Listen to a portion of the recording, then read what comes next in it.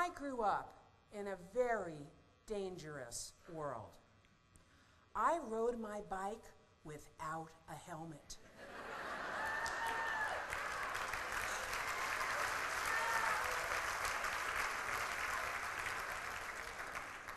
I was a child in a car without a car seat. And I did not wear a seatbelt as a child. The other thing that was going on when I was growing up is when you played with real people outside.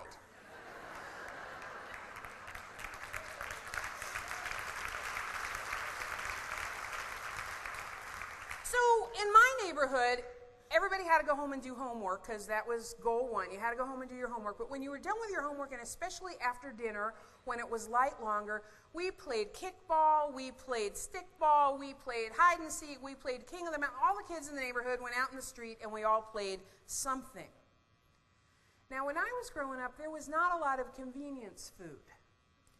TV dinners were coming out when I was a kid. And they were in, for some of you who are younger, they were in foil compartments that had 3 compartments. They had tin foil on them. You had to put them in the oven, and they took a long time.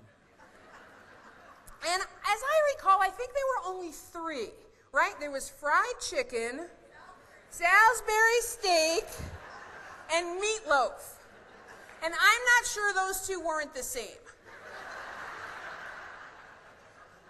And you know what? There was only one Barbie. Yeah, there wasn't like Scooter Barbie and Prom Barbie and Slutty Barbie. No, no, no. There was like Barbie and Ken, and what was her friend's name? Midge? Madge? What was it? Midge. So yeah, Scooter, yeah. So, I mean, there wasn't the variety. There wasn't the choices that there are today. In fact, I'm trying to buy a new cell phone. I've been to Best Buy 3 times. I go in there, they explain them all to me, they explain all the plans, they explain all the phones, they explain all the broadband, and I glaze over and I go, thank you. And I leave, because there's so many choices, I can't make up my mind. I've done that 3 times. You know, when I was growing up, there weren't those kind of choices. We had 3 TV dinners. Okay? Now, here's another thing when I was growing up that was a little bit different. People actually got picked for teams, and some kids didn't get picked. And some kids got picked last. And you know, I had that last experience, particularly with tennis. Because at my school, like in junior high and high school, at my school, the tennis courts were kind of like up here, and then there was a lower level of ground, and that's where the field hockey was. And I was really strong and really powerful, and I would whack that tennis ball, and invariably it would go over the fence and land on some field hockey kid.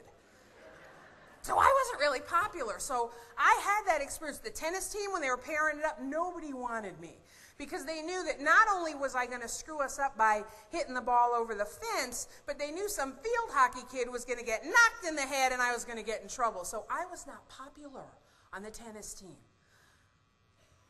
And only the winning team got the trophy. Everybody didn't get the trophy when the baby boomers were growing up. And we'll see how that has changed over time.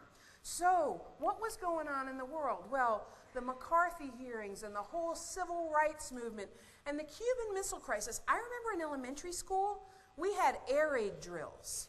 And they would ring the siren, and we would go in the hallway and line up against the wall and sit down.